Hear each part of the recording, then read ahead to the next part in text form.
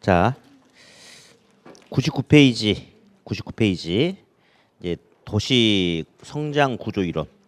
아까 이제 이게 무슨 말인지 잠깐 설명했고 거기 밑에 보니까 그림이 세 개가 있어요. 그림이. 그래서 뭐 동심원설, 선형 이론, 다핵심 이론 이런 게 있는데 이거 한번 볼게요. 도시 구조 이론. 첫 번째 이제 버제스의 동심원설이 시험에 가장 많이 출제가 돼요. 동심원설. 일단 그림을 보니까 이렇게 연못에다 돌멩이를 툭 던졌을 때 우리 이렇게 동심원의 파장이 퍼져 나가는 거잖아요. 자, 이렇듯이 도시의 성장이 이제 이런 식으로 나타난다 이거예요. 이런 식으로. 그래서 이제 한번 보니까 첫 번째 이제 여기 있죠. 예, 여기 뭐예요?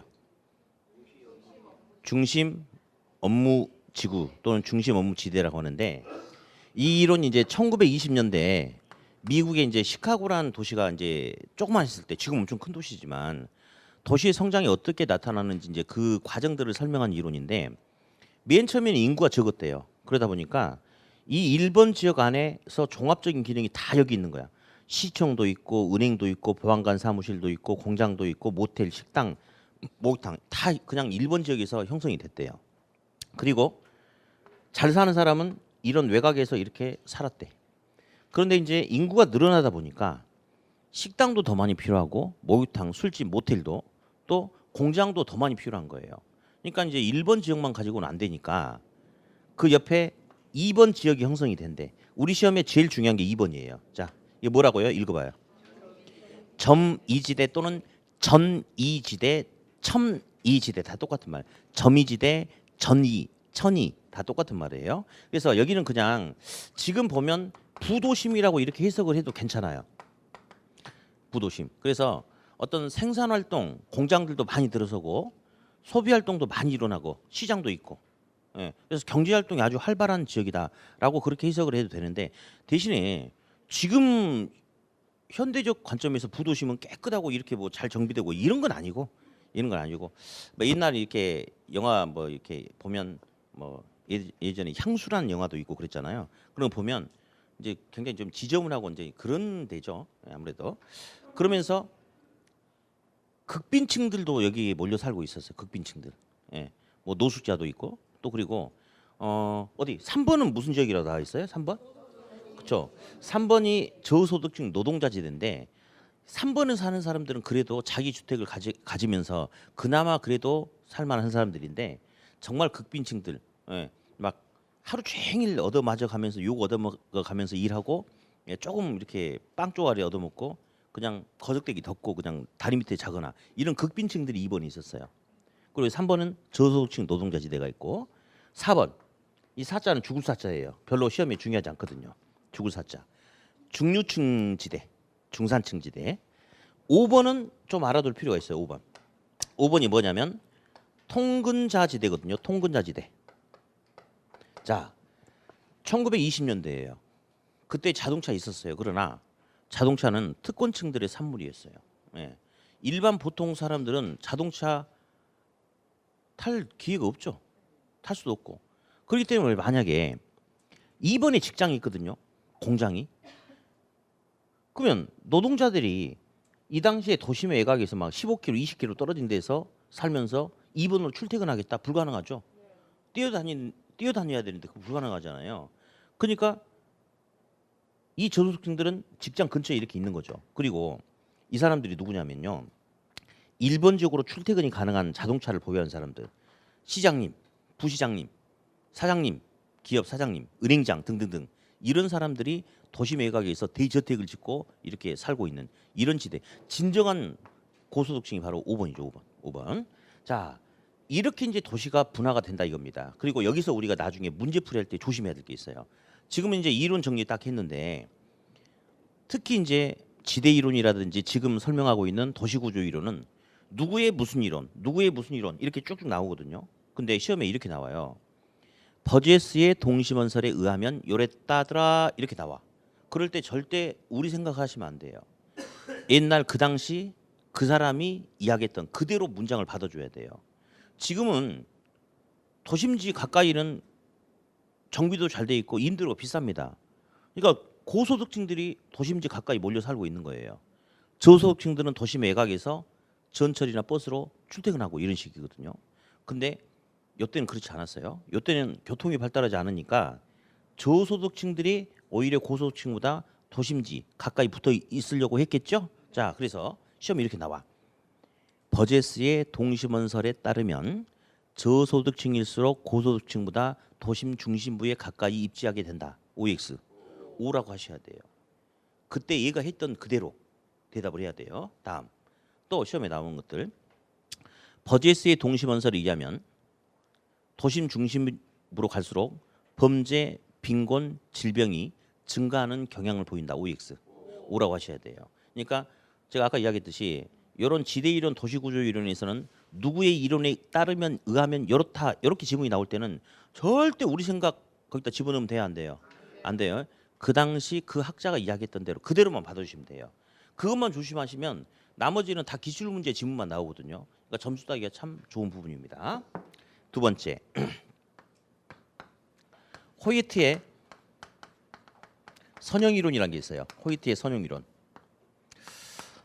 이제 미국의 경제학자 호이트라는 사람이 이 선자가 부채 선자래요. 그래서 도심의 성장은 양호한 간선도를 끼고 마치 부채를 폈을 때 부채의 날처럼 이렇게 성장이 된다. 이런 식으로 나타나는 게 호이트의 선형 이론인데 시험에도 여러 번 나왔는데 답 찾기는 너무너무 쉬워.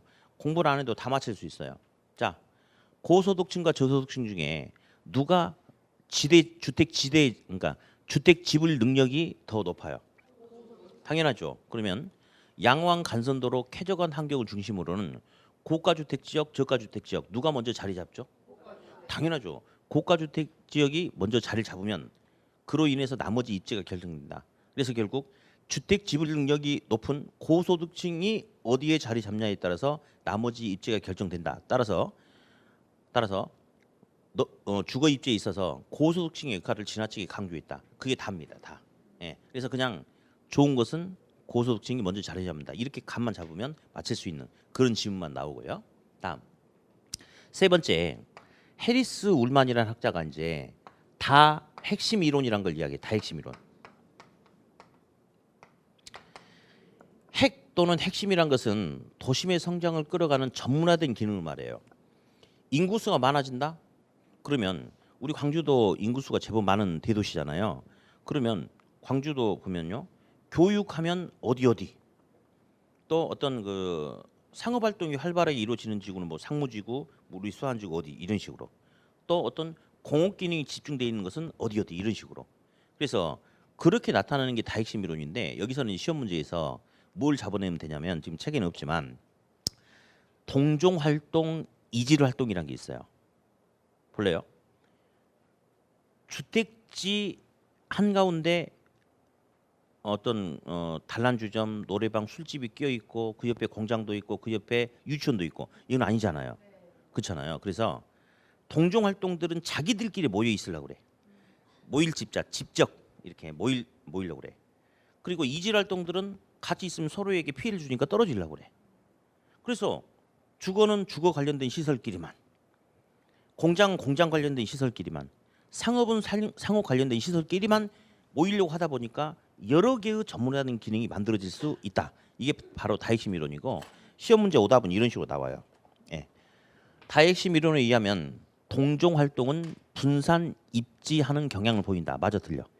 틀렸죠. 동종 활동끼리는 모이고 이질 활동이 떨어진다. 예. 그래서 같은 놈끼리 모여 있고 다른 놈들은 떨어진다. 딱 그 개념만 잡으면 답을 잡아낼 수가 있어요. 그래서 요 이론 세 가지를 잠깐 이야기했는데 버제스의 이론이 일단 시험에 중요하고요. 시험에서 요 2번이 제일 중요합니다. 자, 2번은 어디 사이에 있어요? 중심 업무지대와 저속지대 사이에 2번 있죠? 그렇죠? 네. 방금 감동 받았어요. 감동. 어제 수업하는데요. 여기 제가 이렇게 쓰고 읽어보세요 했더니 1번 그렇게 읽는 거예요. 그래서 기가 막혔는데 그다음에 마지막에 여기는 어디 사이에 있어 했더니 1번과 3번 사이에 있대요. 그래서 거의 뭐 다리에 힘이 풀려버리는 특별하게 뭐라 안 했습니다. 그래서 인생 그렇게 살지 마세요 한마디 하고 말았는데 예. 자, 이제 한 장 또 넘겨볼게요. 이제 100페이지를 볼 거예요. 100페이지. 이제 입지 이론이 나와요. 우리 학계로는 뭐 부동산의 용도하면 주거용, 상업용, 공업용이 있는데 주거 입지 같은 경우는 이쪽 파트에서는 시험에 11회 때 나오고 안 나왔어요. 그러니까 몇 년 전에 나왔나요? 5년 같은 소리 하고 있어요. 예. 11회 때 나왔다니까 11회 때? 몇 년? 아이씨. 여러분들 매대 시험 준비하세요? 그럼 29 빼기 11 하면 될 거 아니야. 그게 그렇게 안 돼요? 아까 그 감동받았단 말 취소할게요. 똑같은 사람들이구만. 그래서 이제 거의 언급 자체가 안 해. 그러니까 책에도 없고 이야기할 필요도 없어요. 예. 자, 양가로 2번 보니까 공업입지가 나와요. 공업입지. 이제 이거는 뭐냐면 공장이 어디 입지해야 되느냐, 공장이 어디 입지해야 되느냐, 그걸 이야기하는 게 공업입지거든요. 공업입지. 자, 그러면 이걸 이제 한번 볼 텐데 먼저 이제 동그라미 2번에 보니까 공업입지 이론에서 베버의 최소 비용 이론, 래쉬의 최대 수요 이론 이렇게 지금 나와 있잖아요. 그러면 공업입지에서 첫 번째 이제 이론을 잠깐 이야기해 볼게요. 이론. 자, 보니까 베버란 사람이 있어. 베버란 사람은 최소 비용 이론을 이야기했어요. 최소 비용 이론. 이 사람은 뭘 이야기했냐면 공장이 입지하기 위해서는 비용 부담이 가장 낮은 곳에 공장이 입지해야 된다. 이걸 최소 비용 이론이다라고 이렇게 이야기했어요. 그러니까 이제 맞는 말이죠. 낮은 비용성. 비용 부담이 낮아야지 공장이 입지한다. 낮은 비용성. 최소 비용 이론 맞고요. 다음 이제 두 번째는 래쉬라는 사람이 나오는데 래쉬는 최대 수요 이론을 이야기했어요. 최대 수요 이론. 그러면 래쉬는 이제 베버를 비판했어요. 이 사람이 베버를 비판했는데 왜 그러냐면 야, 공장은 단지 생산만 하고 끝나는 건 아니다. 결국 공장에서 생산한 물건을 팔아야지 그게 수익이 될 텐데 그러려면 소비자가 가장 많은 시장 인근에 공장에 입지하는 게 타당하지 않느냐. 그래서 이 사람은 수요자가 많은 곳에 입지해야지 높은 판매 수익성을 얻을 수 있다 이거죠. 그러니까 둘 다 사실 맞는 거예요. 비용 부담이 낮은 비용성을 강조했고 높은 판매 수익성을 강조했고 둘 다 맞죠. 근데 우리 시험은 요게 이제 시험이 좀 주가 돼요. 이게. 자, 그러면서 베버는 비용 3대 요인으로 근로자의 임금, 원료나 제품의 수송비, 한 곳에 모여 있을수록 비용 절감의 이익, 집적 이익. 여기서 인건비란 말, 수송비란 말은 다 할 거예요. 그래서 집적력이 무슨 말이냐면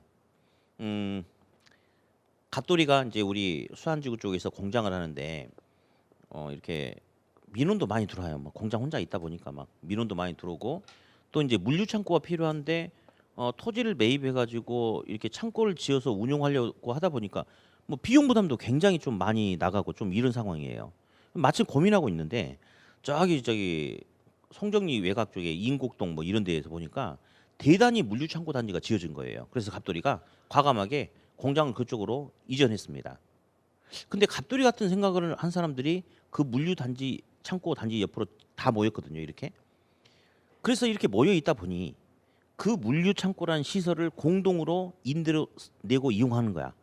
그러다 보면 자기가 직접 건물 지어서 이용하는 것보다 훨씬 비용 부담이 쌀 수 있죠. 그래서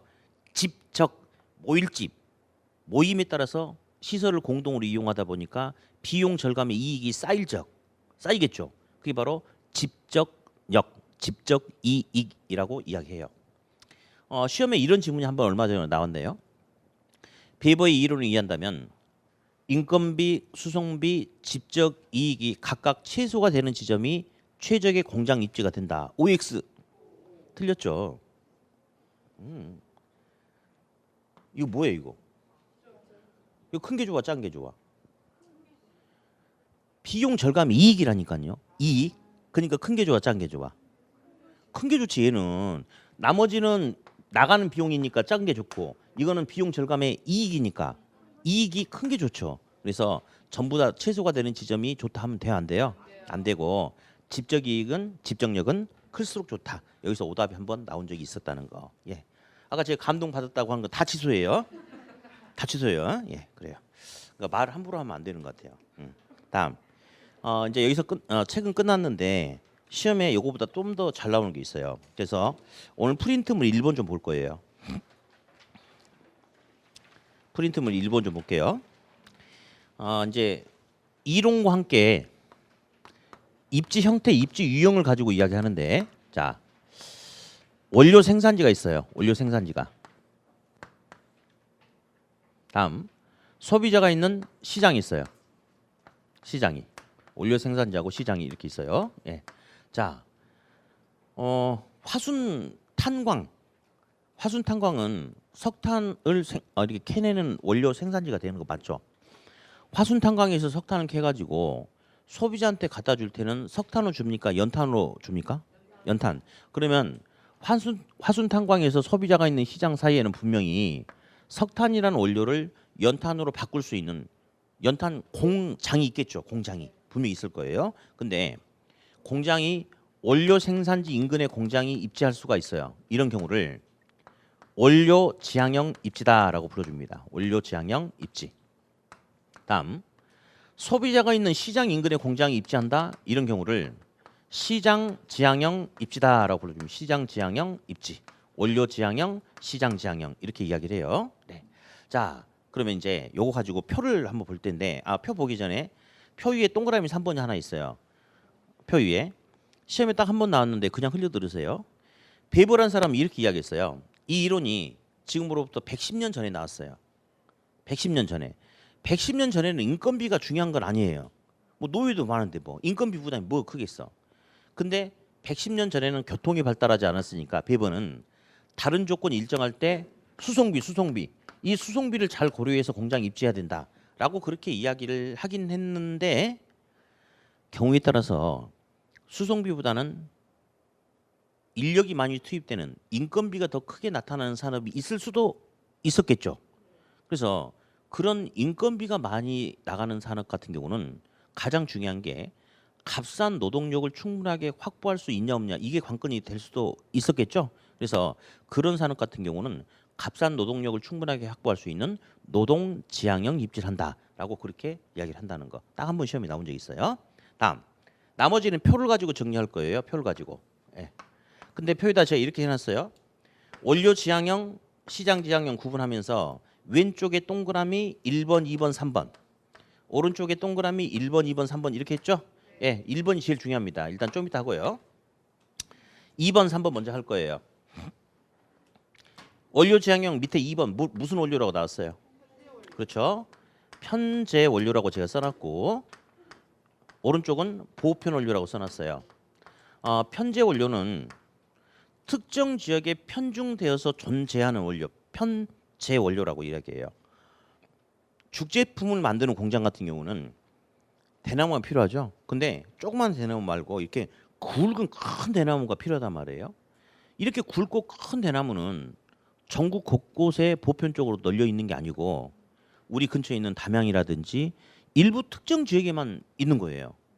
이런 원료는 무슨 원료가 되죠?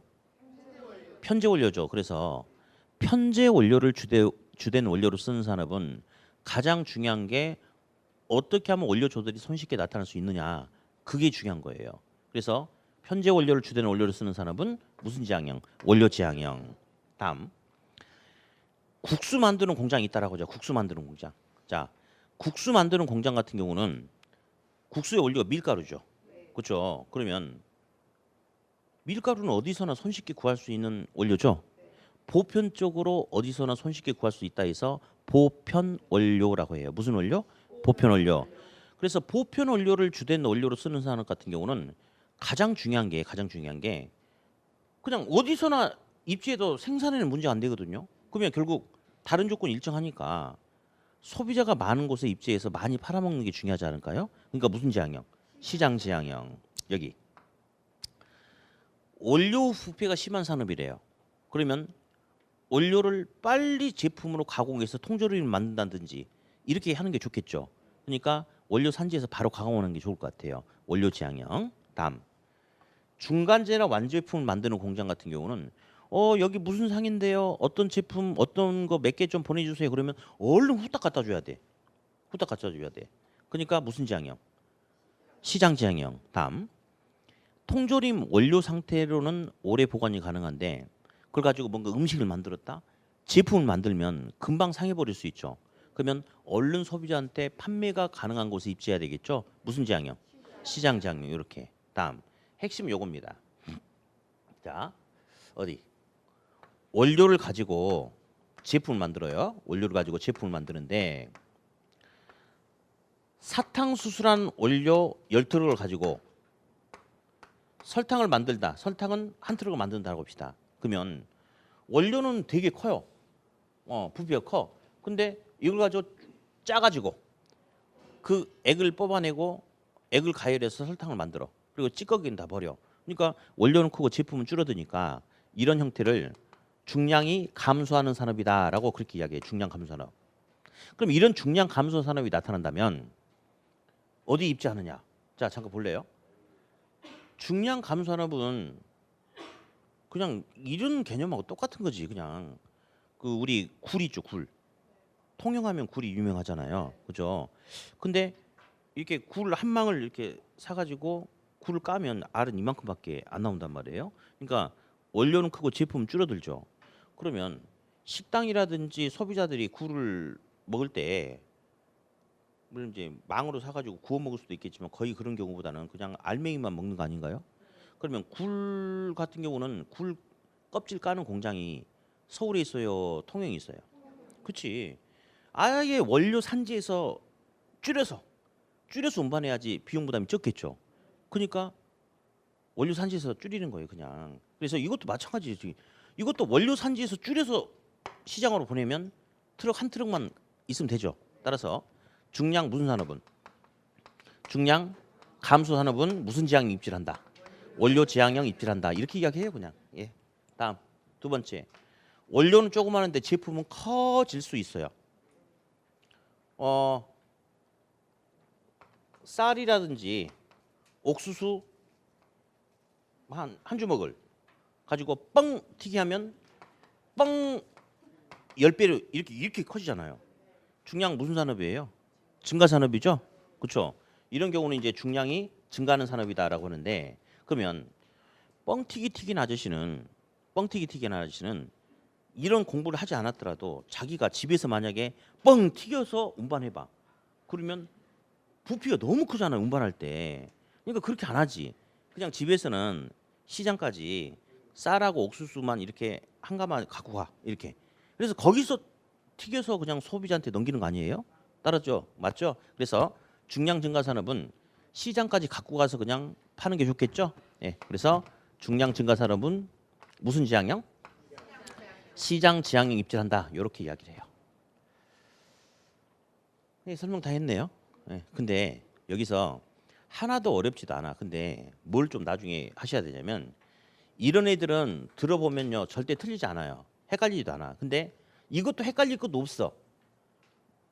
근데 순간 놓쳐버릴 수 있는 가능성이 있어요. 그러니까 나중에 다른 부분 안 봐도 되니까 중량 증가 산업이 중량 감소 산업이 왜 원료 지향형이고 왜 시장 지향인지 시장 지향형인데 지금은 제가 제 설명을 통해서 다 이해되셨죠?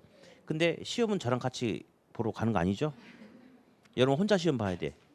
그러니까 요거는 나중에 한번 차분하게 한 10분 정도 이렇게 하니까 이렇게 되는구나. 이렇게 되니까 저렇게 무슨 지향형이구나. 이거는 본인들이 한번 고민해보고 한번 차분하게 생각을 하셔가지고 내 거를 만들어 놓으셔야 돼요. 그래야지 순간 시험에 나왔을 때 안 헷갈리고 잡아낼 수가 있습니다. 그렇게. 자, 이제 됐고. 양가루 3번에 보니까 뭐가 나오냐면 상업입지론이 나와요. 상업입지론. 상업입지. 맨 밑에 핵심 다직 있죠. 핵심 다직이 파란색 블록 보니까 100페이지. 먼저 이제 중심지라고 나오는데 그냥 체크도 하지 마세요. 제한 및 서비스를 제공하는 공간적 장소 뭐 이 정도. 그러니까 시장이나 이렇게 점포 뭐 이런 걸 말해요. 뭐 됐어요. 됐고 3번, 4번 묶으세요. 3번, 4번. 자, 지금 핵심 다지기 파란색 블럭 있잖아요. 거기 3번, 4번 있어요. 두 개 묶어주세요. 3번 최소 요구치, 4번 재화 도달 범위. 묶어가지고 그 밑에다 이렇게 써놔. 성립 조건, 재화의 도달 범위, 최소 요구치. 그냥 이렇게만 일단 먼저 쓰세요. 재화의 도달 범위가 최소 요구치보다 더 커야 한다라고만 잠깐 쓰세요.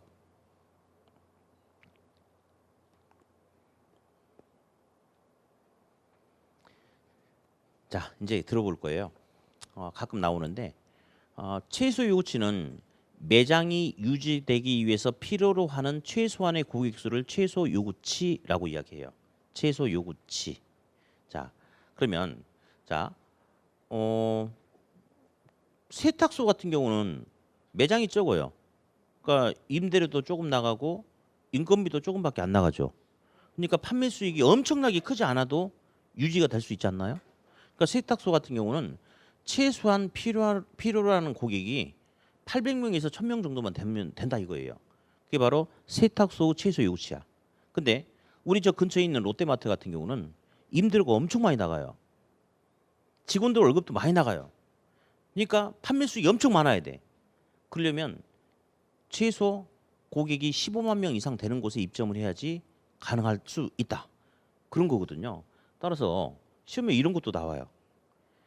매장의 유형, 규모 등에 상관없이 매장이 필요로 하는 최소 요구치에는 차이가 없다. 말 같지 않은 소리죠. 매장이 어떤 유형이냐, 어떤 규모냐에 따라서 매장이 필요로 하는 최소 요구치는 당연히 달라질 수 있겠죠. 당연합니다. 다음, 재화의 도달 범위. 여기 롯데마트가 들어섰을 때 이 롯데마트로 물건을 사러 와줄 수 있는 사람들의 공간적 한계에 있는 소비자 숫자를 말해요. 그러면 롯데마트가 최소한 15만 명 정도가 필요한데 이 재화의 도달 범위 내 소비자가 10만 명이다. 그럼 롯데마트 입점할 수 있어요, 없어요?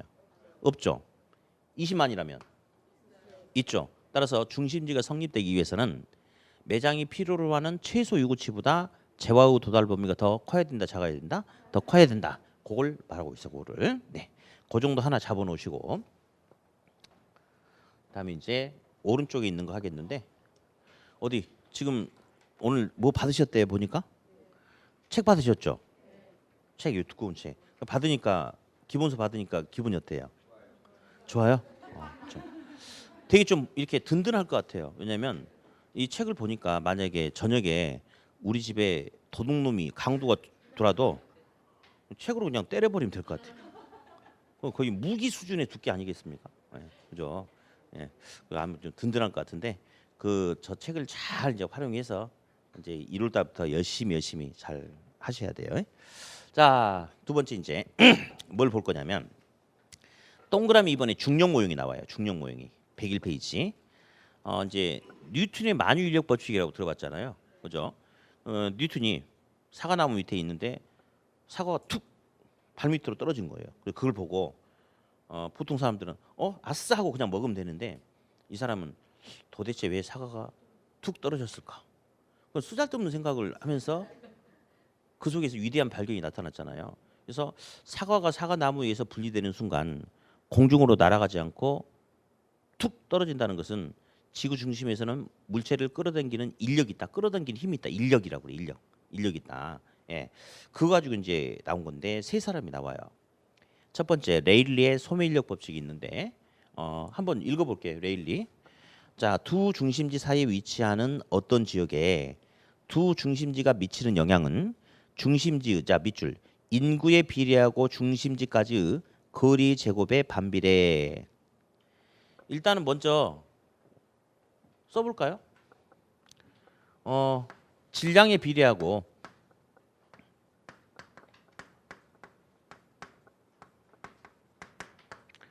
거리의 제곱에 반비례한다라는 말이 있어요. 비례 반비례. 너도 커지고 나도 커지면 비례. 너도 작아지고 나도 작아지면 비례. 똑같이 가니까. 아니지. 너도 커지고 나도 커지면 비례. 너도 작아지고 나도 작아지면 같은 방향이니까 비례고 너는 커지는데 나는 반대로 작아진다면 반비례죠. 그렇죠? 예. 수업할수록 민낯이 드러나는 것 같아요. 그냥 우리 이렇게 생각해 볼래요? 우리 동네에 제가 이제 마트라고 있는데 우리 마트는 100평짜리야. 되게 크죠. 예. 근데 옆에 한 20m 떨어진 데는 10평짜리 마트가 있어. 그러면 질량이 규모가 내가 더 크죠. 그러면 우리 동네 소비자를 제가 끌어당기는 힘보다 내가 끌어당기는 힘이 더 크지 않나요? 그러니까 매장이 클수록 질량이 클수록 소비자를 끌어당길 수 있는 힘은 더 큰 거 맞죠? 그러니까 인력은 질량이 비례한다. 맞네. 다음. 우리 매장에 가까이 사는 우리 거리가 가까운 우리 동네 사람들은 우리 매장으로 많이 오죠. 예. 우리 매장으로 끌어당길 수 있는 힘이 커져야.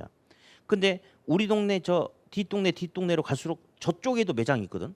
그러면 우리 매장을 중심으로 우리 매장하고 거리가 가까운 우리 동네 사람들은 우리 매장으로 내가 오게끔 많이 할 수 있지만 우리 매장으로부터 거리가 먼데 살면 먼데 살수록 거리가 멀어질수록 우리 매장으로 끌어당길 수 있는 힘은 점점 커져야 작아져요. 작아지죠. 그래서 거리가 멀어질수록 인력은 작아진다.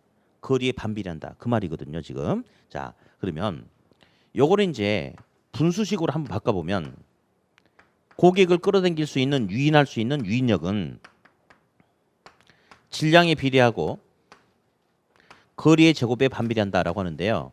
일단은 우리 산수 한번 해봅시다. 2분의 4는 2예요. 분모, 분자, 결과치. 근데 분자가 6으로 커져요. 그러면 결과치도 3으로 커져요. 너도 커지고 나도 커지고 우리는 비례 관계입니다. 비례. 그래서 비례는 뭘 말하냐면요. 비례는 분자를 말해. 분자. 그러니까 비례, 질량이 비례한다. 질량이 분자로 가는 겁니다. 다음 2분의 6은 3이거든요. 근데 분모가 3으로 커지면 결과값은 2로 작아지는 거죠. 그렇죠? 너랑 나랑 반비례. 거리의 제곱이 반비례. 그러니까 거리 제곱은 분모로 가는 겁니다. 이렇게. 자, 이게 이제 레일리의 이론이에요. 레일리의 이론. 예, 레일리의 이론. 다음 이제 허프가 나와요. 세 번째 칸에 허프. 허프는 확률 모형이라고 그래요. 확률 모형.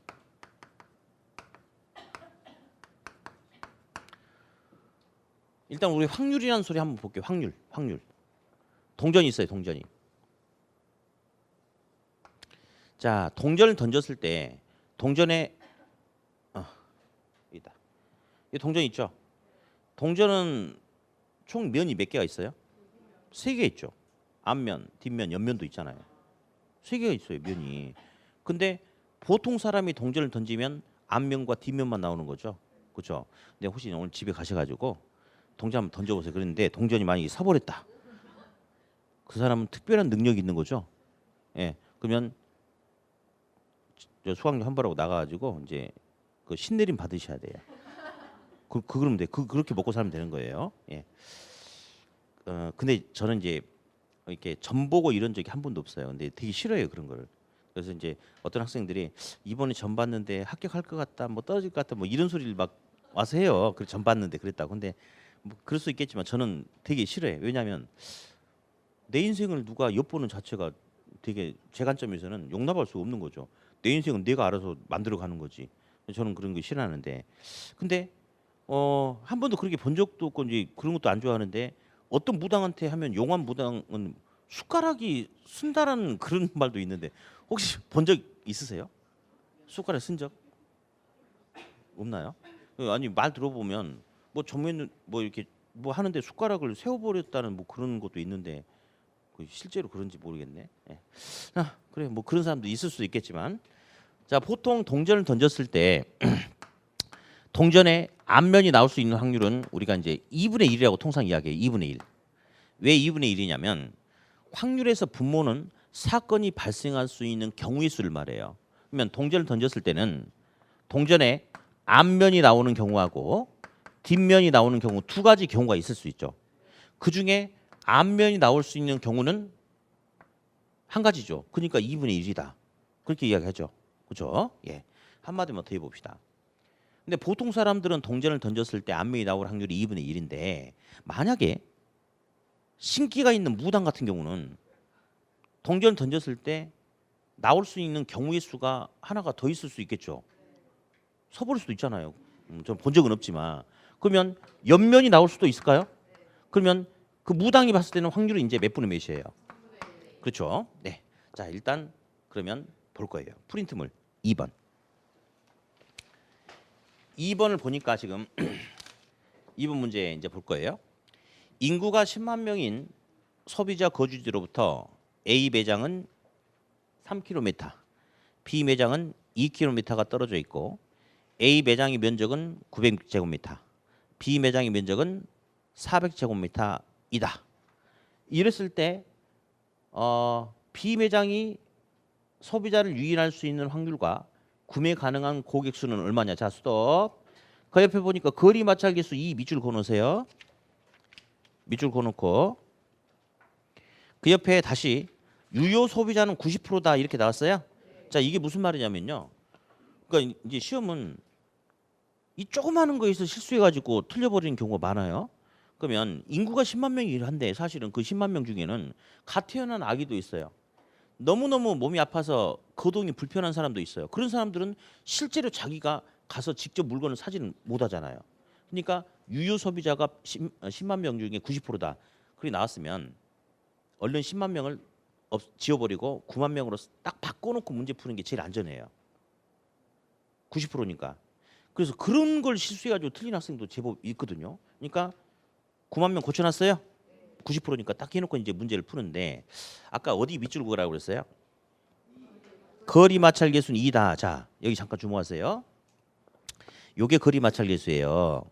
이게 근데 이제 지금 이 계산 문제는 시험에 한 10번 이상 나왔어요. 똑같은 스타일로 나와. 그러니까 이 문제는 반드시 해야 돼. 어렵니 뭐니 이런 소리 일절하면 안 되고 반드시 해야 돼요. 응용이 안 되고 나오니까. 근데 오늘은 그냥 풀면 되는데 나중에 이제 그런 책자가 하나 나올 텐데요. 레일리는 물리적 거리를 강조했어요. 그래서 두 도시 간에 만약에 소비자가 있는데 A 도시는 거리가 2km 떨어져 있고 B 도시는 거리가 5km 떨어져 있다. 당연히 A가 더 가까운데 근데 경우에 따라서 2km 떨어져 있는 A 도시 같은 경우는 산을 넘고 저수지를 건너야 되는 상황이 생길 수도 있겠죠. 근데 5km 떨어져 있는 B 도시 같은 경우는 완전 그냥 평지가 될 수도 있어. 그럼 물리적 거리는 A가 가깝고 B가 멀지만 실제 도달할 수 있는 시간 거리는 A가 훨씬 더 길고 B가 더 멀 수도 있는 거 아니겠어요, 사실은. 근데 레일리는 그런 거 안 봐요. 무조건 물리적 거리만 따지는 거야. A 2km 가까워. B 5km 멀어. 가까운 데 가. 더 많이. 그렇게 단순한 이론이거든요. 그래서 레일리는 단순한 물리적 거리만 따졌기 때문에 방금 밑줄 그었던 거리 마찰 기수란 말이 시험 문제 보면 없어요. 그냥 알아서 거리 제곱을 해야 돼. 이렇게. 근데 허프의 이론은 무조건 거리 마찰 기수가 얼마라고 줍니다. 계속 2라고 줬거든요. 2라고 주면 그냥 2라고 하면 되고 1로 주면 2라면 돼요. 어디? 2의 1승 얼마예요? 2. 2의 2승 얼마야? 그래서 허프는 시간 거리 개념을 고려했기 때문에 마찰 계수라는 걸 주거든요. 그래서 지금은 제가 설명은 잠깐 했지만 아무 생각 없이 마찰 계수 2가 없으면 2라고 풀고 2라고 있으면 그냥 2라고 풀고 그냥 그렇게 지금 풀면 돼요. 지금은. 자, 그러면 이 문제를 풀어볼게요. 이 문제 요지를 한번 그려보니까 소비자 10만 명 중에 실제 소비자가 9만 명이죠. 그중에 A 매장이 있고 B 매장이 있나 봐요. 근데 A 매장까지 거리는 3km고 B 매장까지 거리는 2km예요. A 매장의 면적은 900제곱미터고 B 매장의 면적은 400제곱미터입니다. 자, 그랬을 때 소비자가 B로 갈 수 있는 확률을 구하시오. 자, 내 문제 바꿔서 풀어볼래요. 어차피 소비자는 A 아니면 B로 가는 거죠. 그러면 굳이 B로 갈 확률을 구하시오. 그러면 A로 갈 확률을 계산하시오. 이렇게 해도 답이 나올 수 있겠다. 그렇지 않아요? 예를 들어서 B로 가는 확률이 70%, A로 갈 확률이 여기 70%면 30%를 하자. 그러면 요거 안 구하고 요걸로 구해가지고 30%면 나머지가 B로 간다. 이렇게도 할 수 있겠죠. 그래서 B로 않고 저는 그냥 A로 한번 해볼게요. A로. 예. A로 갈 확률을 계산해 볼까요? 자, 그러면 어디 봅시다. 소비자는 A로 갈 수도 있고 어디로 갈 수도 있다. B로 갈 수도 있다. 그중에 A로 갈 확률을 계산해 보자. 이렇게 해놓고 각각의 유인력만 계산하면 돼요. A는 거리가 얼마? 3. 3의 제곱분에 900. 자, 3의 제곱은 9예요. 900을 9로 나누면 A는 100. B 봅니다. B. B는 거리가 2죠. 2의 제곱분에 400. 그러면 2의 제곱은 4거든요. 그럼 400을 4로 나누면 얼마? 100. 그죠? 그러면 A값 100, B값 100 하니까 둘이 합치니까 200이죠? A는 100이잖아요. 그러면 절반이 A로 간다. 그러면 당연히 절반은 B로 가겠죠. 그래서 B로 물건 사러 갈 수 있는 확률은 50%죠. 그러면 몇만 명이 B로 가는 거예요? 4만 5천 명이죠. 근데 시험에는 지문이 두 개가 나와요. 이런 경우에는 예를 들어서 1번 50% 4만 5천 명, 2번 50% 5만 명. 두 개 지문이 반드시 나옵니다. 그러니까 계산해 놓고 정신 똑바로 안 차린 사람은 아까 인구가 최초 몇만 명이었죠? 10만 명인데 맨 끝에 조건에 그중에 90%만 유효 소비자라고 그랬죠. 그걸 안 보고 풀어버린 거야. 그러니까 계산 똑바로 해놓고 답을 50% 5만 명 해서 틀려버린 거죠. 그러니까 못 풀어서 틀리는 게 아니고 실수를 해서 틀리는 겁니다. 다시 50% 몇만 명? 4만 5천 명. 그게 답이죠? 그렇죠. 작년에 이제 허프의 이론이 나왔어요.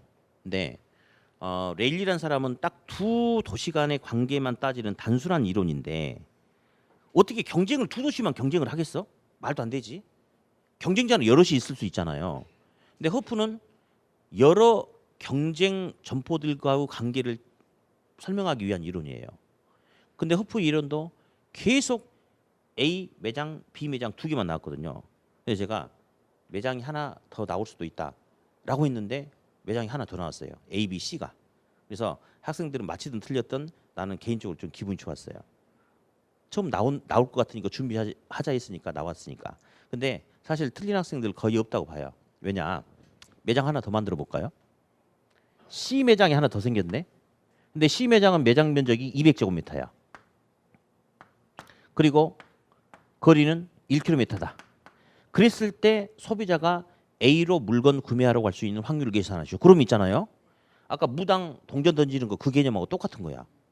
그러면 지금 어차피 A로 가는 거니까 분자는 똑같아요. 근데 매장이 하나 더 생겼죠. A, B, C. 그러면 분모에서 아까 A, B만 있던 거에서 숟가락만 하나 더 얹어주면 되죠. 누구만 넣어주면 돼. C 하나만 더 넣어주면 되죠. C 하나만 더. 그러면 아까 했던 대로 그대로 하는 거야. 그래놓고 C만 다시 계산하면 되지. C는 거리 얼마예요? 1. 1의 제곱은 1이잖아요. 1의 제곱분의 200이죠. 그러니까 얼마예요? 200. 그러면 A 100, B 200, C 200 하니까 분모 얼마? 400. 그중에 A는 100. 그러면 소비자가 A로 갈 확률은 4분의 1. 25%가 A로 간다. 그렇게 그냥 하면 돼요. 그러니까 매장이 두 개 나왔다 하나 더 나온다 하더라도 전혀 문제 푸는데 지장이 없죠? 그렇죠? 이런 문제가 작년에 한번 나온 적이 있었다는 거. 이 문제는 반드시 우리가 풀어야 돼요. 시험에 지금 10번 넘게 나왔거든요. 문제가 다 똑같아.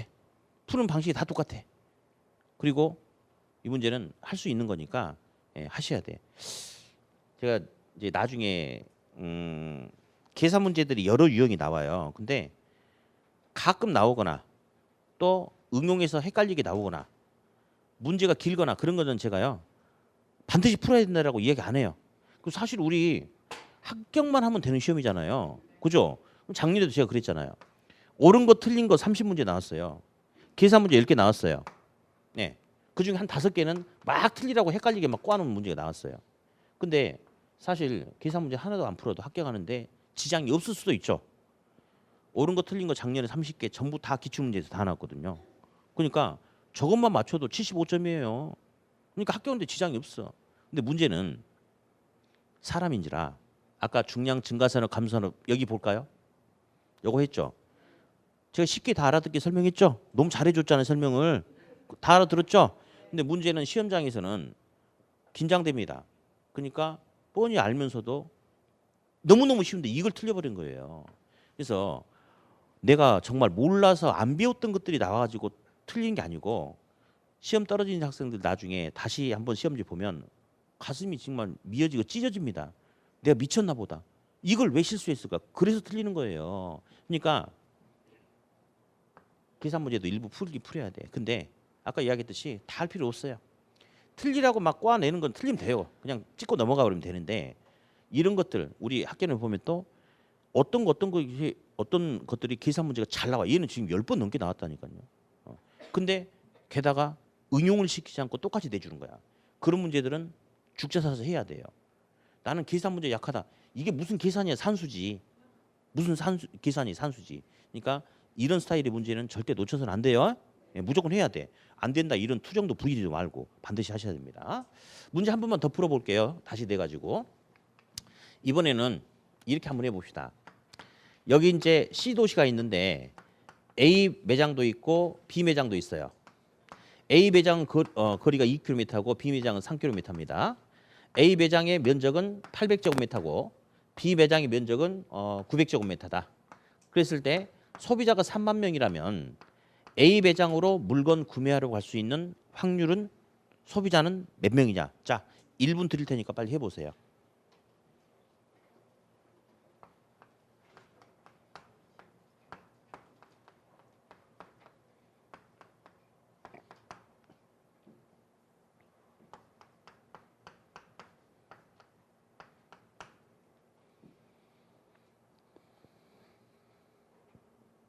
두려워하지 말고 해.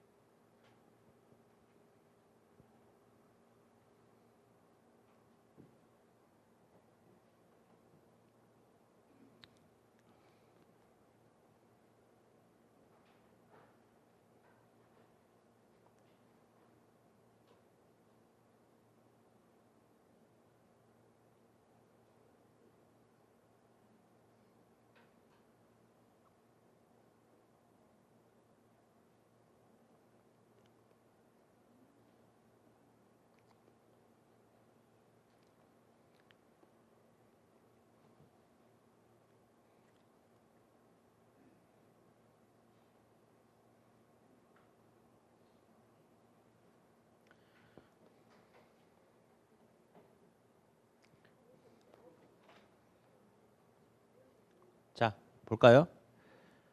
A는 거리가 2죠. 그러면 2의 제곱이니까 4고 면적이 800이죠. 그러면 800 나누기 4는 200이에요. 그럼 A 값 200. B 값은 3의 제곱분의 900이잖아요. 3, 3, 9. 900 나누기 9는 100이죠. 그러니까 200, 300, 그 200 더하기 100 하니까 300이죠. A, B는. A 값 200이죠. 그럼 3분의 2가 A로 간다. A로 가는 소비자는 2만 명이다. 이렇게. 그럼 나중에는 이제 저는 이제 한동안은 계속 이렇게 풀 거예요. 근데 숙달 되신 분은 이렇게 안고 그냥 바로 이 자리에서 2의 제곱분의 800, 요거 200, 요거 3의 제곱분의 900. 그냥 이 시험 문제 자체다. 이렇게 해가지고 요거 100. 그래서 200 더하기 100, 300분의 A는 200. 그러니까 3분의 2가 A로 간다. 바로 그냥 이렇게 가야 되겠죠. 가장 이상적인 상태는 지금 말고 나중에는 이렇게 가야 됩니다. 네. 아무튼 이거는 해야 돼요. 해야 돼요. 네. 나는 계산 문제 약해서 이딴 소리 하지도 마세요. 이거는 수학 능력과 상관없이 똑같이 나오니까 할 수 있어요. 할 수 있어. 자꾸 보면 일부 학생들은 자기 자신을 폄훼하는 발언을 해요. 나는 계산 문제 약해서 머리가 나빠서 그런 게 어디 있어? 이거는 머리가 좋든 나쁘든 계산 능력이 있든 없든 노력만 하면 몇 번만 하면 할 수 있는 거예요. 예, 자꾸 자기 자신을 낮추려고 하지 말고. 예. 다음 프린트 저기 잠깐만 하나만 더 할 거예요. 101페이지 중간 박스에 보니까 컨버스의 101페이지 그대로 컨버스의 분기점 모형이라는 게 하나 있어요. 예, 요거 할 텐데 어디 A 매장이 있어요. B 매장이 있어요. A 매장과 B 매장. 근데 둘 사이의 전체 거리가 몇 킬로냐면 4km예요. 딱 정중간이 몇 킬로입니까? 2km가 되겠죠? 그렇죠? 근데 A 매장의 면적이 뭐 500제곱 자, 1000제곱미터예요.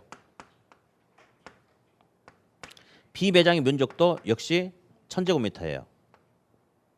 그러면 두 매장의 면적이 똑같다는 것은 소비자가 봤을 때 A로 가든 B로 가든 별반 차이가 없다 이거죠. 똑같다 이거죠. 그러면 여기에 살고 있는 갑돌이 같은 경우는 갑돌이가 봤을 때는 A 매장과 B 매장이 차이가 없어요. 그러면 굳이 먼 B 매장으로 갈 이유가 없을 것 같아요. 갑돌이는 가까운 A로 가려고 하겠죠. 그렇죠? 여기 살고 있는 을돌이는 을돌이 보면 A 매장과 B 매장이 차이가 없습니다. 그러니까 역시 을돌이 입장에서는 멀리 있는 A로 안 가고 가까이 있는 B로 가겠죠. 당연합니다. 그래서 두 매장이 크기가 똑같다면 상권의 경계는 A가 절반을 먹고 B가 절반을 먹는 거예요. 이렇게. 자, 그런데 A 매장이 이제 커졌어요. 리모델링 해가지고 커졌어. 큰 매장이 됐어. 그러면 B 매장이 커졌어. 그러면 A 매장이 없는 다양한 제품 및 서비스가 B 매장이 있을 수 있겠죠. 커졌으니까. 그러면 상권의 경계는 현재 여기서 B가 커졌으니까 상권의 경계는 큰 쪽으로 이동한다. 작은 쪽으로 이동한다. 예, 작은 쪽으로 이동하는 거예요. 이제는 갑돌이가요. A로 가는 게 아니고 B로 갈 수 있죠. 그러면 B가 커졌기 때문에 영역을 확정해가지고 B의 상권 영역이 이렇게 커지는 거예요. 그러면 상권의 경계는 큰 쪽으로 한다. 작은 쪽으로 한다. 작은 쪽으로 이동하여 설정된다라고 알아두셔야 돼요. 근데 이것도 이제 통상 사람들이 잘못된 표현을 쓰고 있기 때문에 틀리는 경우가 있는데 시험에 전에 나왔을 때도 이제 이쪽에 보니까 이제 우리 동네 상인들 연합회요. 우리가 이렇게 우리 동네 장사 잘 됐어요. 잘 됐어.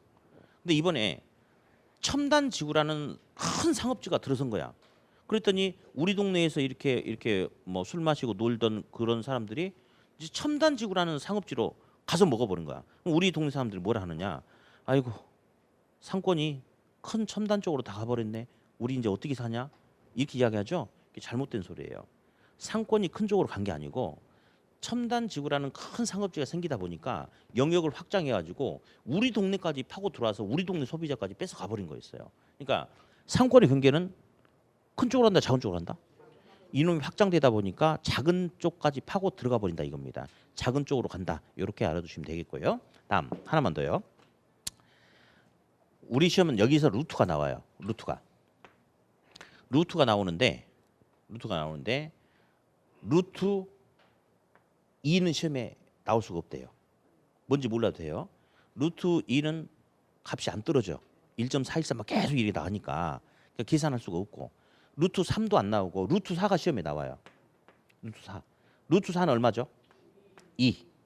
루트 5, 6, 7, 8도 시험에 나올 수가 없어요. 답이 안 떨어지거든요. 근데 루트 9는 시험에 나와요. 딱 두 개만. 이 얼마예요? 3. 그래서 루트 4는 2다. 루트 9는 3이다. 이것만 알고 있으면 나중에 루트로 계산하는 게 있거든요. 풀 수 있는 이런 거예요. 오늘 엄청난 것도 배웠죠? 루트도 배웠어. 어려운 수학도 배웠어. 어디 가서 루트 배웠다고 이야기하지 마세요. 루트 4하고 9 두 개만 나옵니다. 자, 그러면 104페이지 펴놓고 잠깐 휴식했다 하겠습니다.